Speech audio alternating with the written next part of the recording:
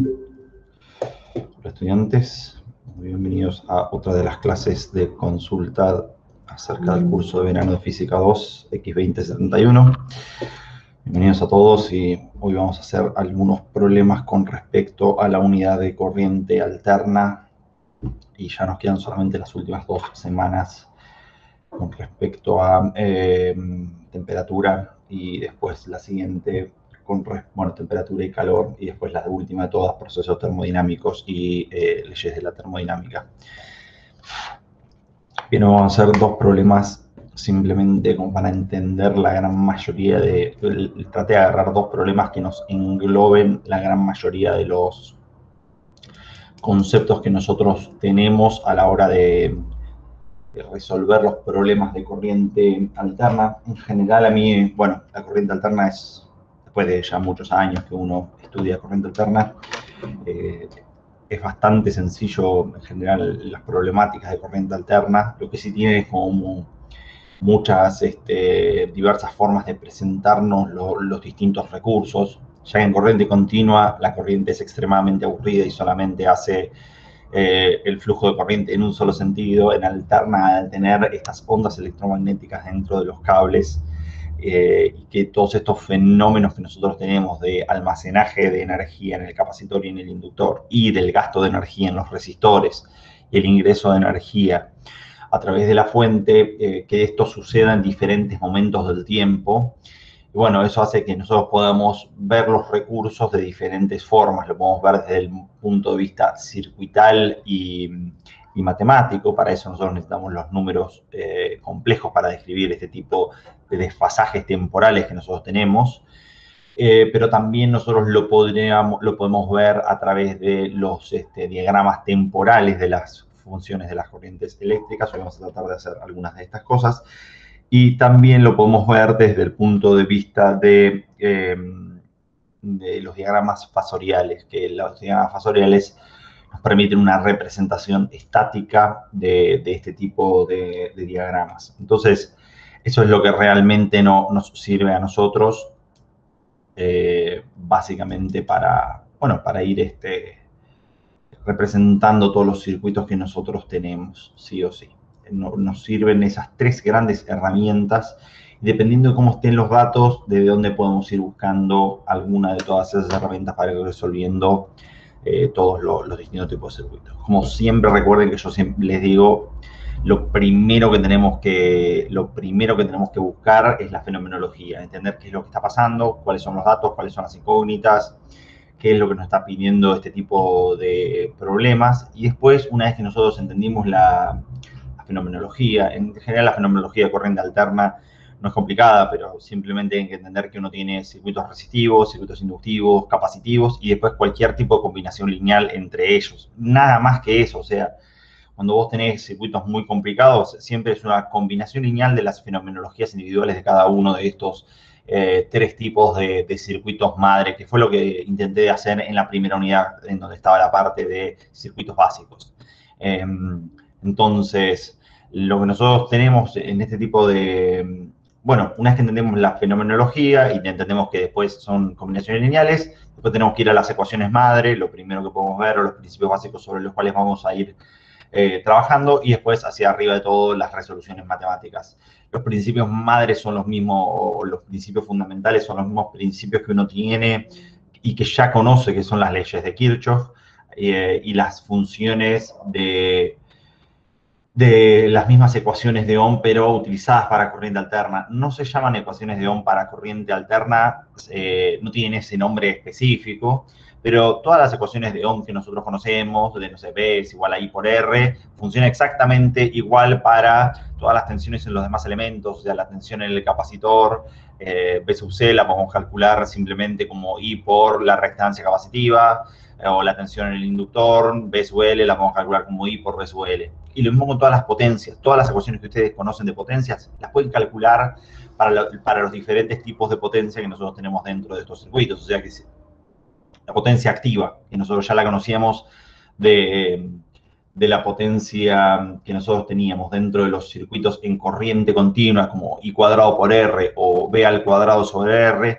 también nosotros podemos calcular las potencias reactivas de los demás elementos exactamente de la misma forma para los circuitos, en este caso, que tengan capacitores e inductores. O sea que la potencia reactiva capacitiva, nosotros la podríamos calcular simplemente como la tensión en el capacitor al cuadrado sobre la reactancia capacitiva o I al cuadrado por la reactancia capacitiva. O sea, todas estas ecuaciones nosotros ya las fuimos trabajando y que ya las conocemos de corriente continua, son fácilmente extrapolables y fácilmente encastrables dentro de la parte de la fenomenología de corriente alterna.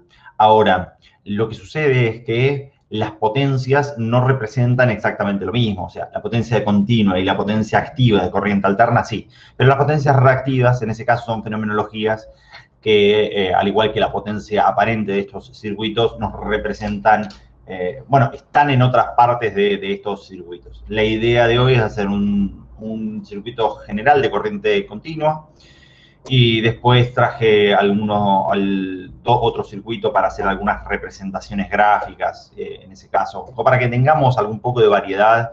Bueno, les traje como siempre, para algunos cálculos en específico utilizo algunas calculadoras porque, bueno, WX máxima trabaja todo siempre en ángulos con radianes y al igual que todos, si bien estoy un poco más acostumbrado, ver todos los ángulos en radianes todavía es bastante imposible. Uno, no sé, 0.83 radianes, no sé cuánto es exactamente, pero de a poco nos vamos acostumbrando y los utilizamos así. Entonces, arranquemos para el primero, vamos, leemos qué es lo que estamos haciendo y así ya directamente seguimos. Entonces, vamos a hacer dos ejercicios concatenados en donde tenemos un primer ejercicio que está armado con corriente, es un circuito RLC, donde tenemos las tres características de nuestro circuito, y de nuestro circuito lo que nosotros sí o sí vamos a utilizar es, en la primera parte, vamos a utilizar la parte de corriente, para la primera parte el circuito resistivo y capacitivo, y para la segunda parte el circuito resistivo e inductivo. Entonces, lo que tenemos es un circuito RLC que tiene una resistencia, ¿sí? Vamos checando cuáles son todos los datos que nosotros vamos marcando. Tenemos esta resistencia, tenemos un inductor, ¿sí? Y tenemos un capacitor. Lo primero que vamos a hacer es, fíjense, tomamos el resistor y el inductor, ¿sí? O sea que nuestro circuito inicial va a ser un circuito RL con respecto a su fenomenología, ¿sí? Circuitos RL, ¿sí? Lo que nos dicen es que es inductivo y resistivo, y en este caso, cuando nosotros tenemos parte de nuestra componente inductiva, quiere decir que la corriente está atrasando con respecto a la tensión de nuestro circuito, o lo pueden ver como la tensión está adelantada con respecto a la corriente del circuito, dependiendo de qué es lo que estén utilizando ustedes como referencia dentro de sus circuitos. Si ustedes están utilizando la referencia, la corriente, que en general tiene sentido utilizar la corriente, ya que en física 2 solamente se ven circuitos RLC serie, ¿sí? O sea, entonces se puede utilizar la corriente como sistema de referencia y tiene sentido, ya que es la corriente eléctrica lo que atraviesa todos los elementos del circuito, es lo común a todos,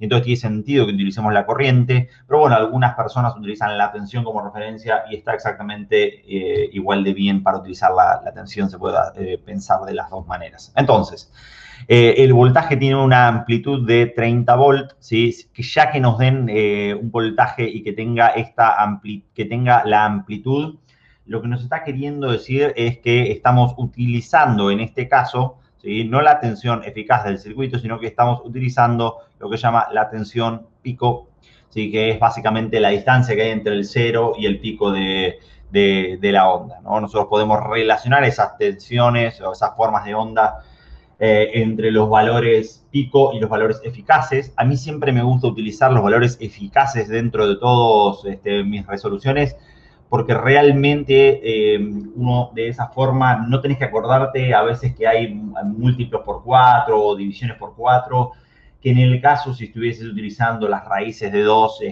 si vos usaras todo con valores de pico, deberías hacerlo, hay que llevar la contabilidad a veces dónde están, no sé, en las multiplicaciones de valores de pico para las potencias, hay que ver bien dónde están esos factores de raíz de 2 para hacer esos cálculos. A mí particularmente no me gusta calcular todo en valores eficaces, porque de esa forma es como resolver un circuito en corriente continua, pero también aplicándole una capa que es la capa de los números, en este caso, complejos.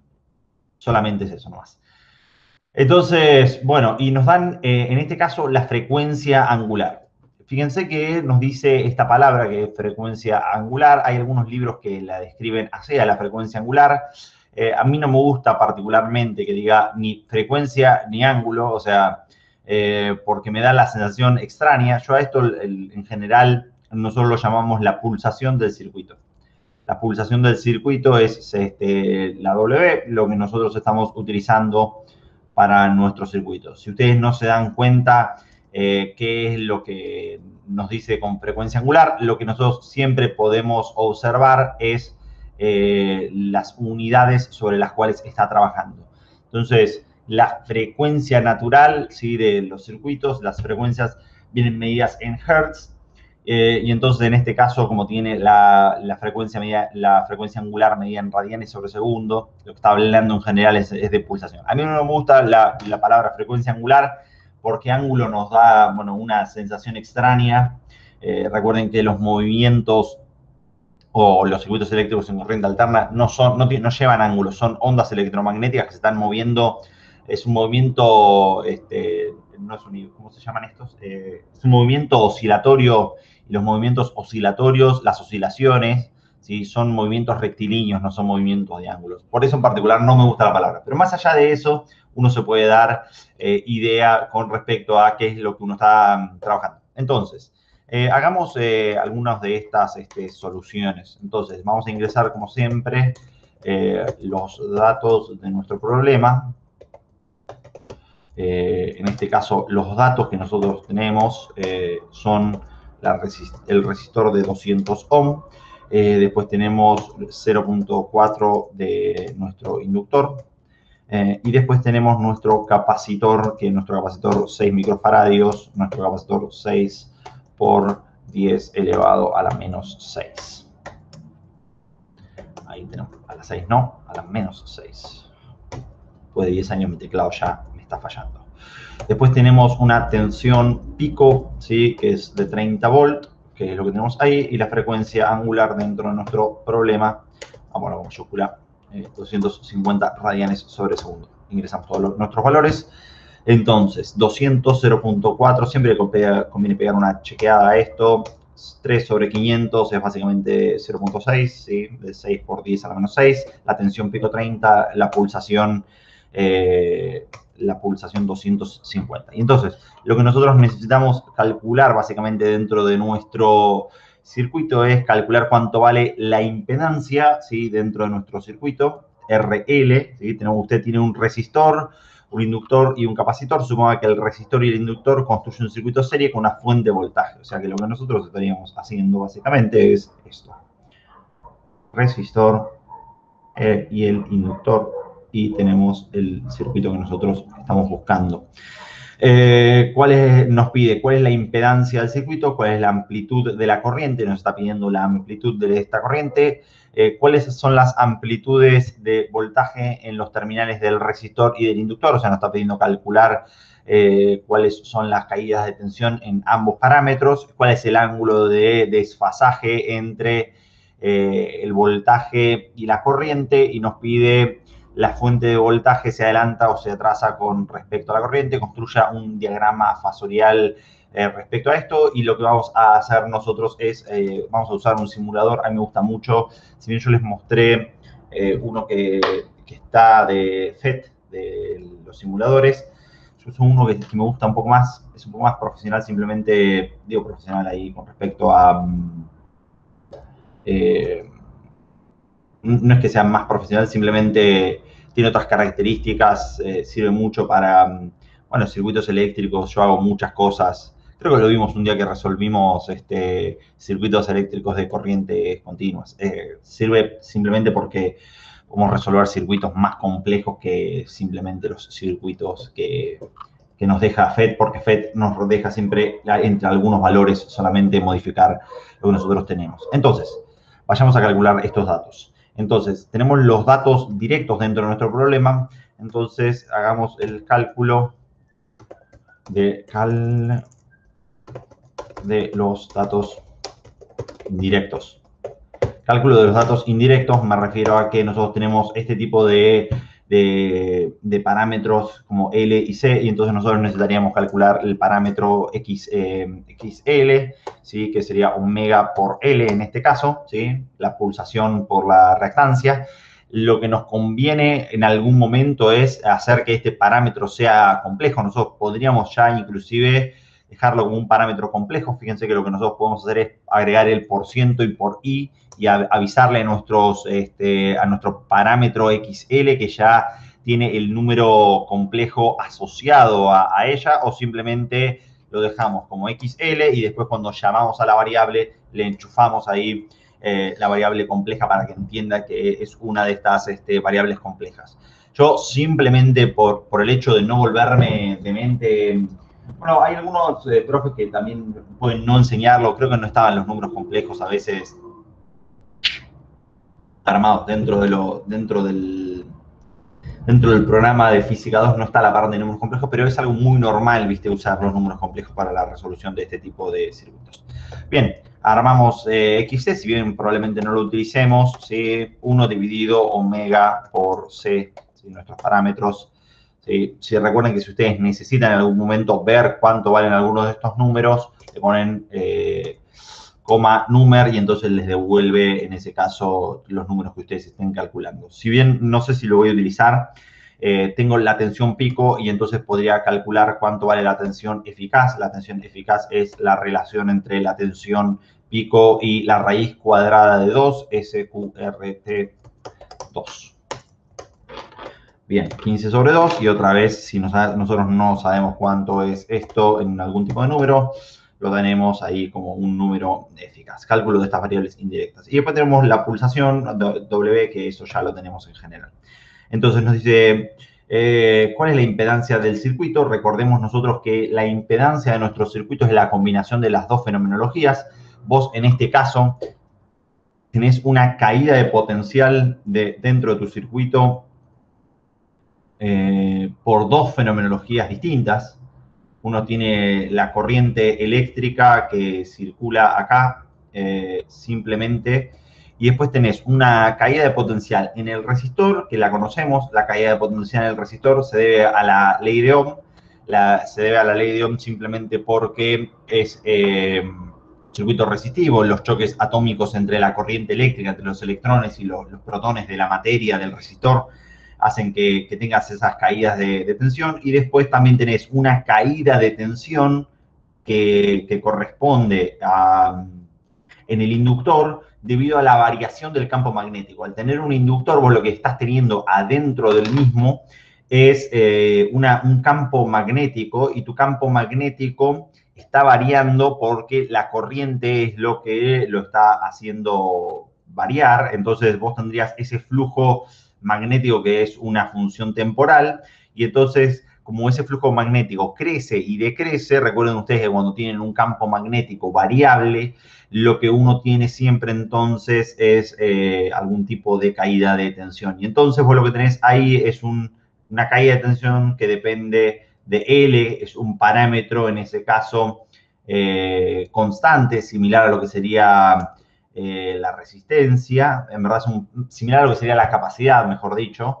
Y entonces lo que te permite a vos calcular ese parámetro L es cuánto vale la caída de tensión, que sería L por la variación de ese flujo que te queda, la variación de la corriente. Y entonces, bueno, uno puede calcular que esa B sub L, o sea, uno tiene estas dos variaciones, estas dos caídas de tensión, y estas dos caídas de tensión están en fases distintas, en momentos del tiempo distintos para nuestros circuitos. La impedancia dentro de nuestro sistema eléctrico es simplemente una forma de aglomerar estas dos fenomenologías y englobarlas en lo que sería una caja negra, ¿sí? Y nosotros esa caja negra nos representa ambas fenomenologías, y simplemente lo que nosotros entendemos es que hay un parámetro característico del circuito Z que nos dice cuánto se está oponiendo al establecimiento de una corriente eléctrica a nuestro circuito eléctrico. Y bueno, esa Z no solamente lo que hace es como cambiarle la amplitud a la corriente, evidentemente por la tensión que nosotros estamos excitando, sino que también lo que hace es trasladarla en el tiempo a la corriente, dependiendo si es o capacitivo o si es inductivo, en este caso, dentro de nuestros circuitos. Entonces, vamos a poner el cálculo de la impedancia. En el cálculo de la impedancia, Z es R más la parte compleja dentro de nuestro problema, R por ciento por X sub L. ¿Sí? Recuerden que uno tiene, en este caso, una parte inductiva y una parte capacitiva. La parte capacitiva vale 0. ¿Sí? Y entonces ahí ya nos devuelve nuestra impedancia como un número complejo. Ustedes entenderían que, en general, la impedancia no es que sea un número, fíjense que está acá, ¿no? 100, la parte compleja nos la da primero y la parte resistiva nos la da después. Lo que nos piden en general para el cálculo de las impedancias, para nuestros, en general, uno lo puede expresar como números complejos o lo podemos expresar como directamente su valor absoluto. En su valor absoluto lo podemos pedir al programa, y entonces le pedimos CABS, ¿sí? Como Calculate Absolute Value, ¿sí? De Z, y entonces nos calcula el valor absoluto de nuestra impedancia. También nosotros lo podríamos hacer de forma manual esto, ¿sí? Recuerden que el cálculo de esto lo podríamos realizar como la raíz cuadrada, en este caso, de la resistencia elevado al cuadrado más la reactancia inductiva elevado al cuadrado, raíz cuadrada de todo eso, y nos debería dar exactamente lo mismo. ¿Sí? Entonces, son distintas formas de ir haciendo este tipo de problemas. Cálculo de la impedancia, este es el punto A dentro de nuestro circuito. Entonces, cuando nos dice B, ¿cuál es la amplitud de nuestra corriente? Cálculo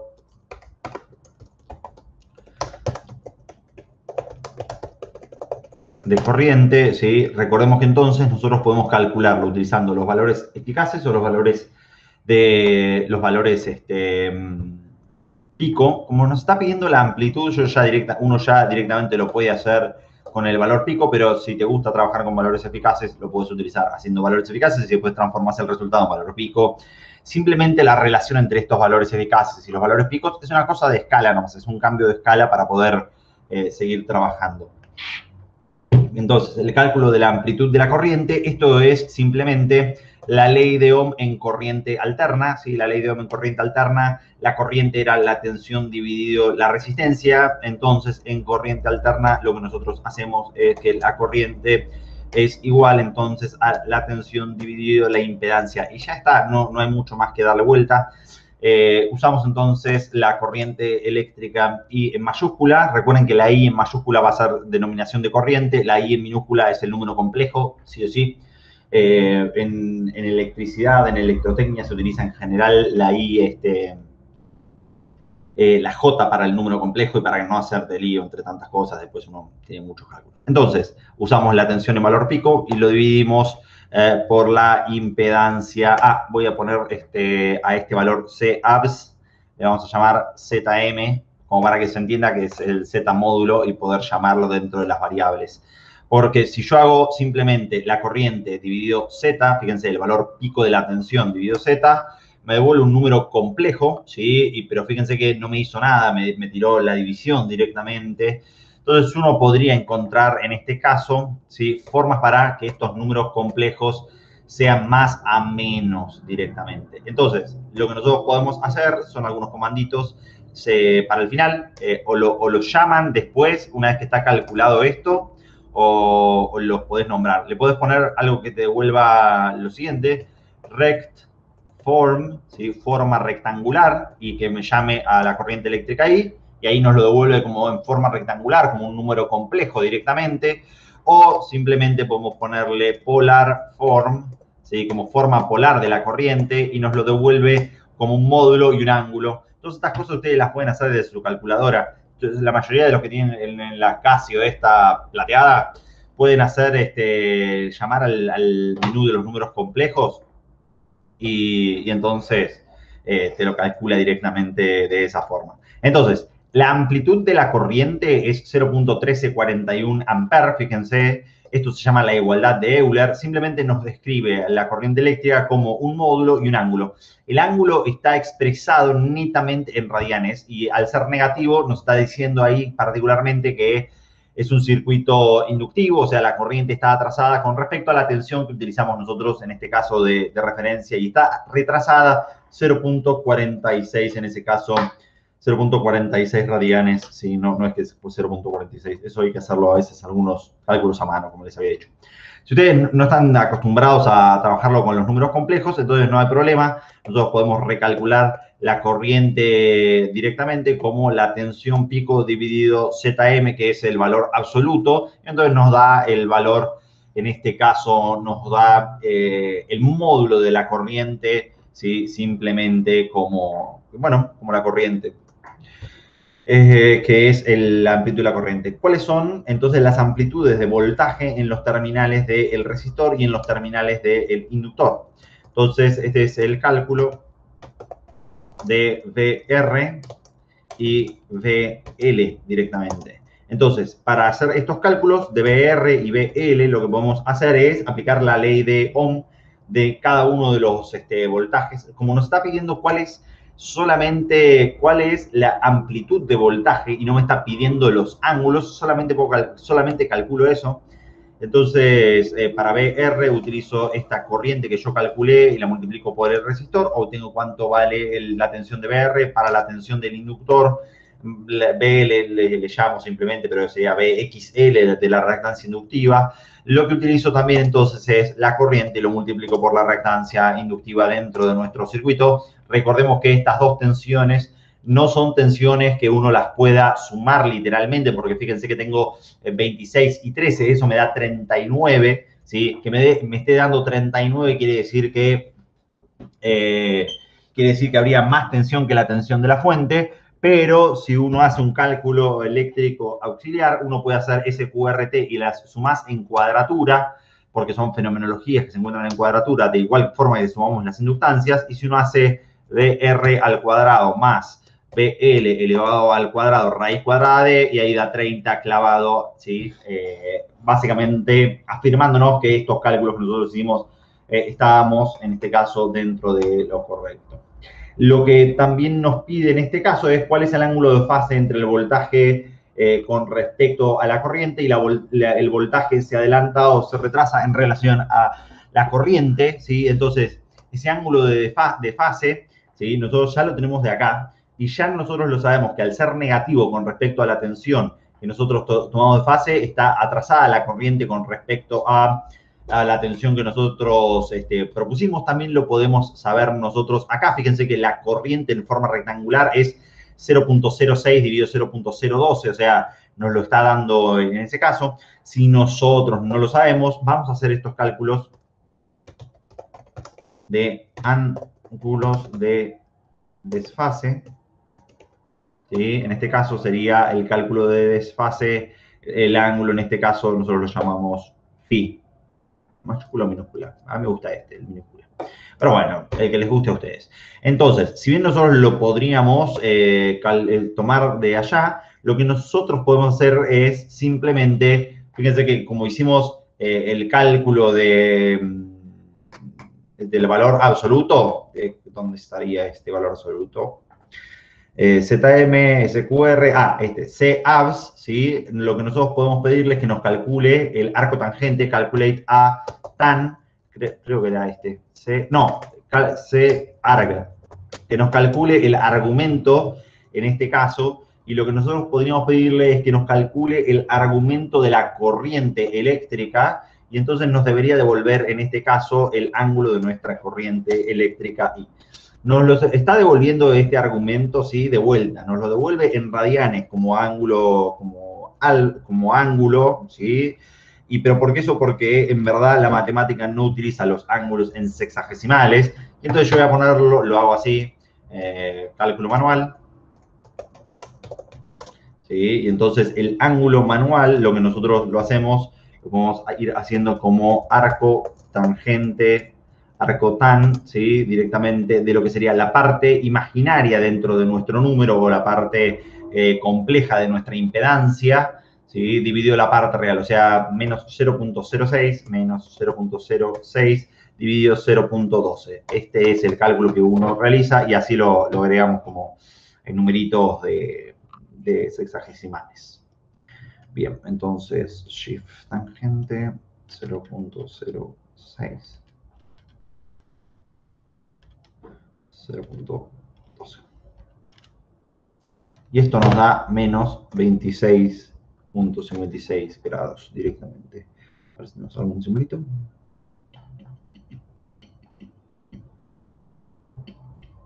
No lo encontré. Bien. Tenemos la gran mayoría de todas estas cosas. La fuente atrasa o adelanta, ya lo dijimos, atrasa directamente con respecto a la tensión y construye un diagrama de fasores, ¿sí? El diagrama de fasores dentro de nuestro circuito eléctrico para como nosotros lo armamos, si nosotros tomamos la referencia de nuestro circuito como un par de ejes coordenados y un par de ejes normados, lo que nosotros tomamos como tensión lo tomamos como en referencia 0, y entonces en este caso esa sería la tensión de pico, y después lo que nosotros tomamos como referencia es la corriente, en este caso que sería 26 grados, si esto es 45 más o menos, este sería el valor de la corriente dentro de nuestro sistema armado. Entonces, y pico, vamos a ponerle mayúscula. Muy bien. Podríamos simularlo esto, simplemente para checar si estamos en lo correcto. Lo que les conviene a ustedes siempre es las fuentes de tensión, ¿sí? Están dadas en frecuencias. Acá tienen la amplitud. Nuestra amplitud rápidamente cambia de 10 a 30. Habría que hacer un cálculo auxiliar para la frecuencia. Si nosotros sabemos que la pulsación es 2 por pi por f, entonces la frecuencia de nuestro circuito va a ser la pulsación dividido en este caso 2 por ciento por pi. Para nuestra variable no me sirve este número ahí, 125 sobre pi, o sea que le ponemos el número 39,78. Entonces nos vamos para atrás.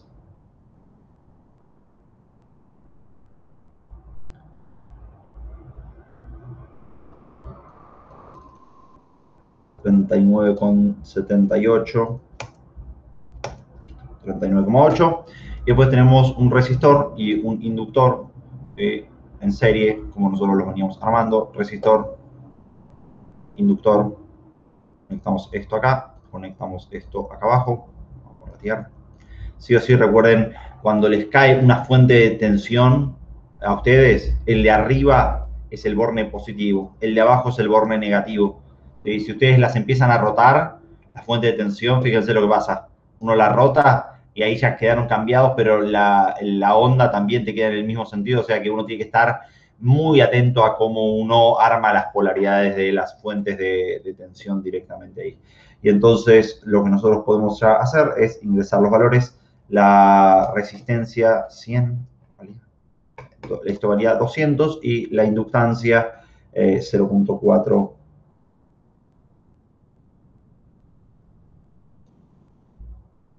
micro mili 400, ¿sí? Fíjense, acá tengo 400 milihenrios, y entonces lo que nosotros podemos ir haciendo es visualizando la tensión. Vamos a visualizar entonces primero la corriente en violeta y después vamos a visualizar en verde la tensión de nuestros sistemas. Voy a hacer una cosita más. Voy a visualizar en verde la tensión de la fuente y después voy a utilizar 2 voltímetros, y con estos 2 voltímetros voy a visualizar las caídas de tensión en mi resistencia y en mi inductancia, que son las cosas que me estaba pidiendo estos cálculos, simplemente. Entonces, uno puede cambiar las escalas de tiempo para que este proceso sea un poquito más ameno. Y entonces, fíjense, la tensión está adelantada con respecto a la corriente, o sea, la onda verde está adelantada con respecto a esta corriente, y después tenemos la corriente del circuito. Uno puede visualizar simplemente, fíjense, 30 milivolts nos está marcando que es la corriente, y 134 miliamperes nos está marcando cuánto vale la corriente, que es en este caso lo que nosotros habíamos calculado. El ángulo de desfasaje no es tan fácil de pedirlo, de hecho no sé bien cómo calcularlo. Hay unos diagramas de transferencia que te lo permitirían calcular indirectamente, pero son muy complejos para utilizar, para usarlos, y bueno, no tienen que ver con este caso, con la asignatura esta de Física 2. Pero bueno, este ángulo que nosotros tendríamos acá entre un pico y el siguiente son estos 26 grados negativos que nosotros tenemos entre un desfasaje y el otro. Y después en rojo lo que nosotros tendríamos, ¿sí? Bueno, en naranja lo que nosotros tendríamos, fíjense que en naranja me lo está mostrando en fase con la corriente, ¿sí? Nos está mostrando la caída de tensión en la amplitud de la caída de tensión, 26 y pico, que sería la tensión en la resistencia, y después 26,83 y 13 nos está mostrando la caída de tensión directamente en el inductor. ¿Sí? Fíjense que la caída de tensión en el inductor, como es la derivada de la corriente respecto del tiempo, está adelantada a 90 grados con respecto a la corriente, que ahora la corriente está siendo mostrada por el naranjita, o en verdad es el celeste, pero el naranja, la caída de tensión son iguales. Pero ven que está directamente 90 grados, ¿sí? En este caso en adelante. Este tipo de diagramas que nosotros tenemos acá no es el diagrama, no es un diagrama fasorial, sino que este tipo de diagramas es el diagrama temporal de nuestros circuitos. Y entonces, para el circuito de RL, construya la gráfica de B, que sería lo que les estaba mostrando, ¿sí? En este caso, lo iba a hacer en GeoGebra, pero es lo mismo si lo hacemos en GeoGebra o si lo mostramos en este caso desde ahí. Podríamos hacer todos los cálculos como cálculos auxiliares desde 0 a t. La corriente I dice cuáles son los valores de B, R. O sea, nos pide para un tiempo en particular cuáles son los valores en algún tipo de milisegundos, y que hagas las sumas en esos puntos. Podríamos hacer los cálculos estos auxiliares simplemente armando las funciones, pero en GeoGebra. Hagamos el segundo problema porque estamos llegando a las 12 y bueno, mejor hacer un segundo problema y ya después los dejo. Pero bueno, ahí de esa forma en este simulador que está bastante bueno, se pueden quedar con hacer estos circuitos y estos diagramas temporales de una forma rápida. Creo que la tenés, o sea, hay que pagarlo. Yo lo compré una sola vez y es para siempre, pero bueno, yo lo utilizo esto bastante seguido dentro de mi docencia. Lo uso para física, lo uso para integración eléctrica, lo uso para electrotecnia y máquinas eléctricas. Entonces, si bien hay que pagarlo, ustedes creo que tienen la APK en el drive que compartimos, si mal no recuerdo, están depositadas ahí. Si tienen un dispositivo Android, directamente le instalan le ponen instalar aplicación de una fuente desconfiable y tienen ahí la aplicación craqueada para que la puedan utilizar sin problemas. Así que, pero bueno, no pueden utilizar creo que las funcionalidades online, si mal no recuerdo. Pero bueno, sirve ahí como... A mí en el celular me es muy chiquitito. Si tiene una tablet sería como ideal, porque en la tablet uno puede mover las cosas más mejor. Así que está bueno.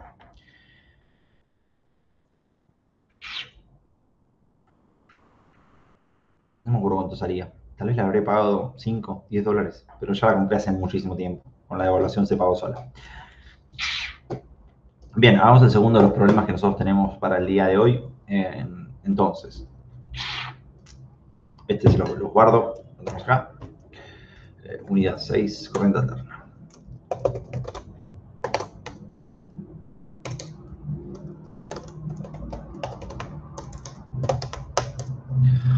Y vamos a hacer uno nuevo directamente.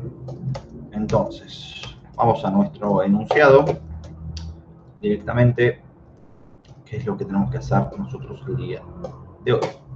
Entonces, dice, en un circuito RLC serie tenemos los valores de L, tenemos los valores de C, no tenemos el valor de la resistencia.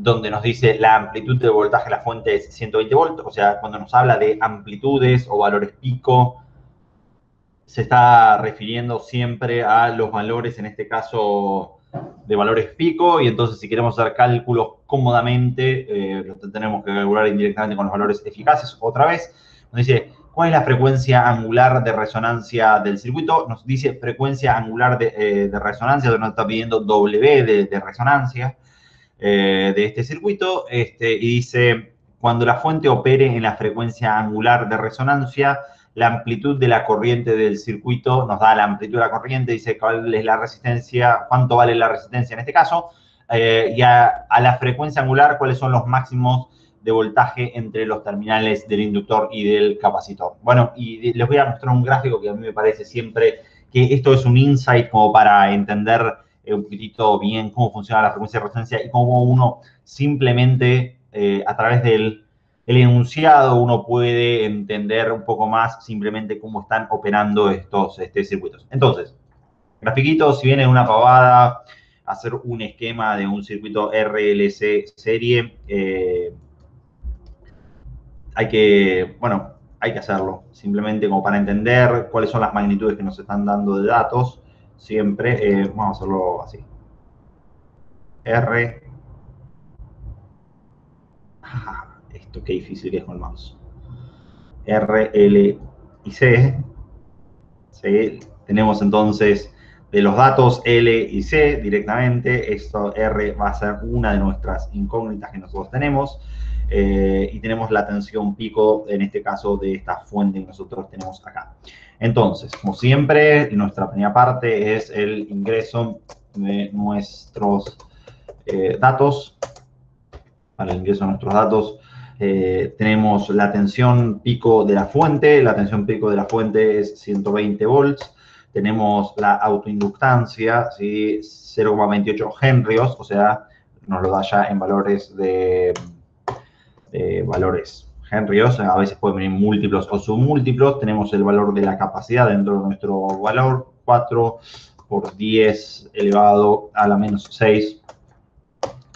¿Sí? Y tenemos algún dato más, directo o indirecto. Sí, tenemos un valor de una corriente que dice 1.7 y entonces nos dice el valor de la corriente, nos lo dice así, cuando la fuente opera a la frecuencia angular de resonancia, ¿sí?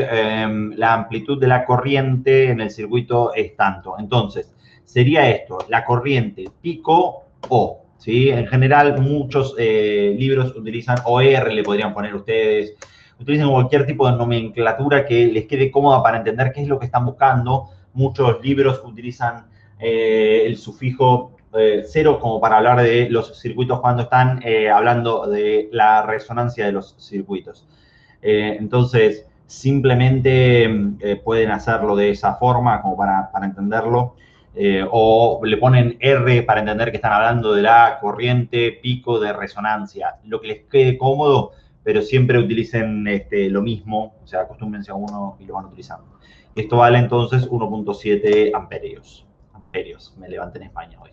Bien, entonces, cálculo de nuestros datos. Nos dicen, ¿cuál es la frecuencia angular de resonancia dentro del circuito? Entonces, recordemos nosotros que tenemos la fenomenología de resonancia cuando en nuestro circuito la parte reactiva del circuito no es que está anulada per se, pero recordemos que las fenomenologías del inductor y las fenomenologías del capacitor son fenomenologías opuestas, ya sea para circuitos serie o para circuitos en paralelo, pasa exactamente lo mismo. Si vos mirás en este caso la caída de tensión en el inductor, V sub L, ¿sí? En este inductor es este parámetro que se llama autoinductancia, L por la derivada de la corriente respecto del tiempo.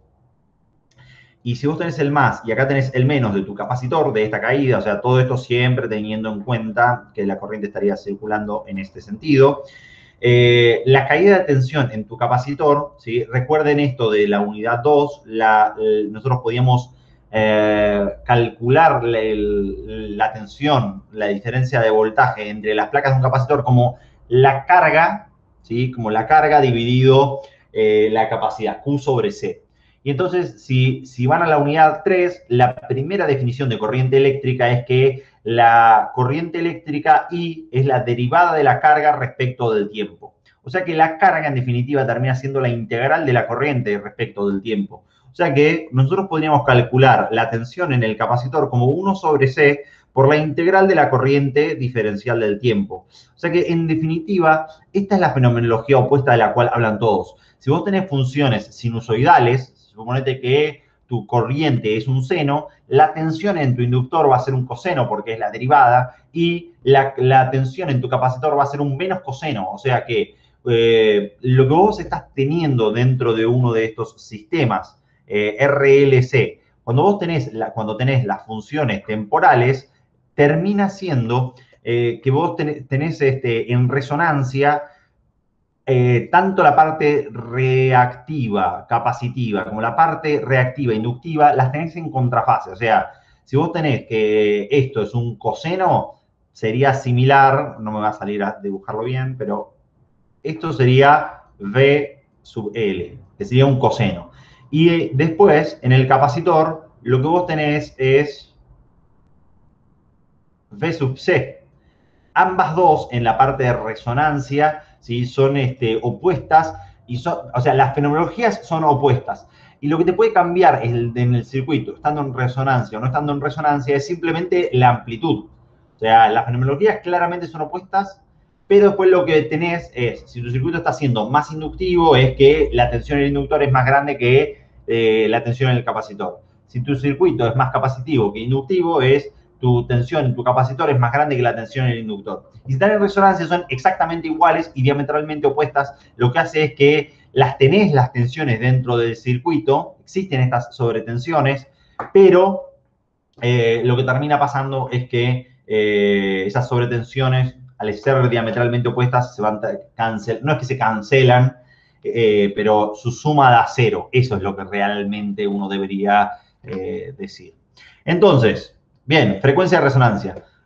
Como nosotros lo podemos analizar, la frecuencia, o sea, como nosotros rápidamente lo podemos decidir, fíjense que la parte de la fenomenología de resonancia es que la reactancia inductiva tiene que ser igual a la reactancia capacitiva, ¿sí? Si entonces nosotros escribimos estas ecuaciones en módulo, 1 sobre omega por C, y en este caso omega por L, fíjense que el omega pasa para el otro lado, creo que en resonancia le ponen estos ceritos acá, y entonces C también... L pasa dividiendo y entonces te quedaría que la pulsación de resonancia vale 1 sobre la raíz cuadrada, en este caso, de L y de C. O sea que la resonancia de mi circuito, algo súper interesante, es que no depende del valor de la resistencia. Lo que depende es simplemente de cómo están oscilando nuestros dos cuerpos. De la misma forma que cuando ustedes agarraban y hacían oscilar un sistema masa-resorte y la frecuencia de oscilación depende solamente del parámetro K, que era el parámetro del resorte, lo que era característico, y de la masa que uno tenía dentro de ese sistema. Entonces, cálculo de la F de la de resonancia. Nos piden primero la pulsación ellos simplemente, porque debe estar todo, acá, ¿cuál es la frecuencia angular de resonancia del circuito? Nos están pidiendo la frecuencia angular, que es W sub 0, pero bueno, podríamos nosotros calcular todo y calcular ya la frecuencia también. Entonces, tengo la pulsación de resonancia, 1 dividido, ¿sí? En este caso, SQRT, la raíz cuadrada de L y C directamente.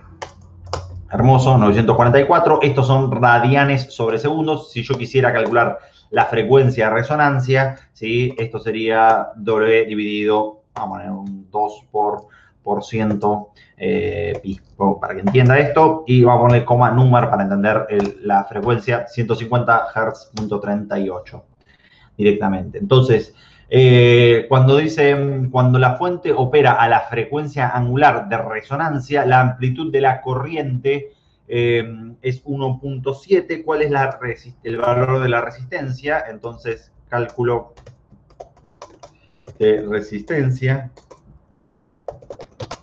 ¿Sí? El cálculo de la resistencia. Entonces, en resonancia, XL es igual a X sub C, entonces, ¿sí?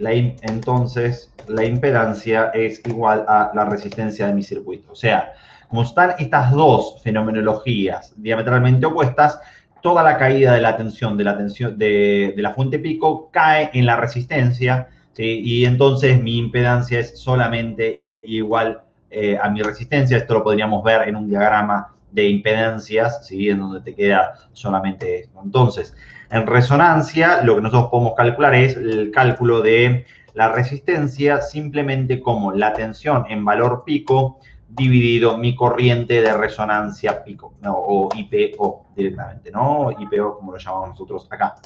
Y podemos calcular entonces ese valor del tipo resistivo. Entonces, ¿cuál es esta resistencia? Y lo que dice es a la frecuencia angular de resonancia, cuáles son los máximos de voltaje entre los terminales del inductor, del capacitor y del resistor. Y entonces, una vez que nosotros tenemos la corriente pico, lo que nosotros podemos hacer es el cálculo de estas tres caídas de tensión. Cálculo de las caídas de tensión o diferencia de potencial, voltaje, es lo que ustedes quieran llamarlos, V sub R, V sub L y V sub C. Esos tres parámetros son los que vamos a calcular. No calculé cuánto valen L, cuánto valen C las reactancias, entonces primero hacemos esos cálculos indirectos, las reactancias inductivas, lo llamo a omega O por L directamente, y la reactancia, y X sub C, la reactancia capacitiva, 1 dividido C, y también la pulsación de resonancia. Entonces, una vez que tenemos esto, podemos calcular la tensión en el resistor como la IPO, ¿sí? La tensión, la corriente pico, nos piden los valores, la frecuencia, cuáles son los máximos voltajes. Si nos está hablando de máximos voltajes, el problema nos está hablando de los valores pico o de la amplitud, ¿sí? Que toman estas ondas electromagnéticas dentro de este circuito. Entonces sería IPO por R, ¿sí? 70 volts. También podríamos calcular, B en el inductor, ¿sí? Sería IPO también, pero ahora por, en este caso, XL. Recordemos que todos estos valores que nosotros estamos calculando son los valores pico, pero que la suma la deberíamos hacer como una suma fasorial directamente dentro de nuestro sistema. Bueno, está bien. Espera. IPO 70. Hay algo que estoy haciendo mal. Reactancia, corriente de resonancia. IPO. IPO le puse, es IP0. There you go. Estaba porque tenía que valer la tensión de la fuente. IPO, y entonces, ¿qué habré llamado yo? IP0. En algún lado llamé a algo IPO. Me lo habría tomado como un 1, IPO, ingreso de datos, R. Me lo habría tomado como un 1 y me devolvió el valor de la resistencia directamente. Ahí está. Sí, porque la tensión en la resistencia tiene que ser exactamente igual a la tensión de la fuente. Y si eso no estaba pasando. Y en resonancia, recuerden que ustedes, la tensión en el capacitor y la tensión en el inductor deberían dar exactamente la misma. IP0 por X sub C. Y entonces esto nos debería dar exactamente lo mismo, pero en contrafase directamente. Entonces ahí calculamos esos tres valores. ¿Qué es lo que les quería comentar? Que era simplemente para entender cómo funcionan nuestros circuitos en resonancia para que entendamos. Entonces, yo lo que les voy a mostrar simplemente es un pequeño gráfico, que puede estar dado el gráfico en donde en este caso lo que nosotros graficamos es la impedancia y todos los demás valores que nosotros tenemos como R, XL y X sub C simplemente. Y en este caso lo que nosotros graficamos acá es o la frecuencia o lo que podría ser equivalente la pulsación. Simplemente en este caso graficamos alguna de estas cosas, ya que la frecuencia y la pulsación, recuerden que son similares, hay un factor de escala que es el 2pi entre unos y otros. Entonces, la resistencia, ¿sí? Es un parámetro que es constante con respecto a la pulsación. Si es constante con respecto a la pulsación, entonces lo podemos representar nosotros como un parámetro constante a lo largo de nuestros circuitos. O sea que este parámetro no cambia en nada. Y este sería R. Después lo que nosotros podemos calcular es el parámetro que sería la reactancia inductiva. La reactancia inductiva, ¿sí? Recuerden que vale L, ¿sí? L por omega, o sea que es una variable, si nosotros la estamos utilizando como variable a omega, sería una línea recta que parte desde el origen, en donde cuando la frecuencia vale 0, nuestra omega, bueno, nuestra reactancia inductiva vale 0 también, ¿sí? Y bueno, tiende a infinito a medida que vamos aumentando la pulsación. Y después, ¿sí? 1 sobre omega por c, esto es una función que ustedes la conocen, se llama la función homográfica. No quiero una recta, quiero hacerlo como función. Entonces, la conocen ustedes, tiende a infinito en 0 y después tiende a 0 en el infinito. Y este punto en particular que nosotros tenemos acá dentro de nuestros circuitos... ¡Ay! ¿Qué hiciste acá? A ver si. Este punto en particular que nosotros tenemos acá, en donde se unen la parte inductiva y la parte capacitiva del circuito, de estas reactivas, se llama la frecuencia de resonancia. Cuando nosotros sumamos todas estas cosas, lo que nosotros podríamos obtener sumando todos estos valores en negrito es particularmente encontrar cuánto vale nuestra impedancia, ¿sí? En nuestra impedancia arranca tendiendo infinito, también porque la reactancia capacitiva pisa fuerte y habría que sumarle también en este caso, habría que sumarle la parte resistiva del circuito, o sea que arrancaría por acá. En la frecuencia de resonancia toca la resistencia porque es solamente el parámetro resistivo y después sigue creciendo y tiende, en el infinito, tiende a comportarse netamente como inductivo y este parámetro sería el parámetro Z, ¿sí? Que sería simplemente nuestra inductancia del circuito. Esto es Z, entonces este en verde es X sub L y este en amarillo es 1 sobre omega por C, o sea, X sub C. Lo que a mí siempre me interesa es que ustedes comprendan que una vez que uno está en la frecuencia de resonancia, siempre que vos estés operando dentro de tus circuitos, ¿sí?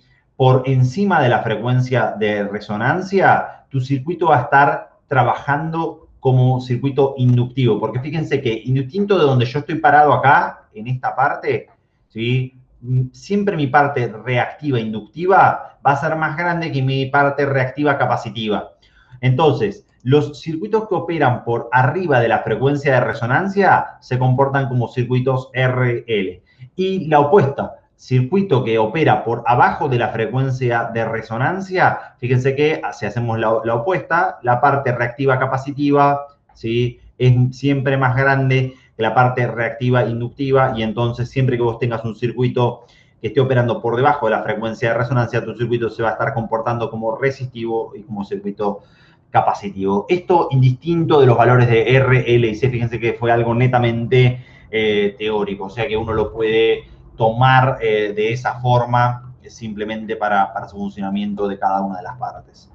O sea que, bueno, esto les quería comentar porque hay veces que en algunos de los problemas que ustedes tienen en las guías te dice, no sé, está operando arriba o en alguno de los finales que uno ha visto, fíjense que en los finales hay muchos ejercicios, dice, no sé, opera por arriba de la frecuencia de resonancia o opera por debajo de la frecuencia de resonancia, y, no sé, o opera al doble o a la mitad de la frecuencia de resonancia, lo que sea.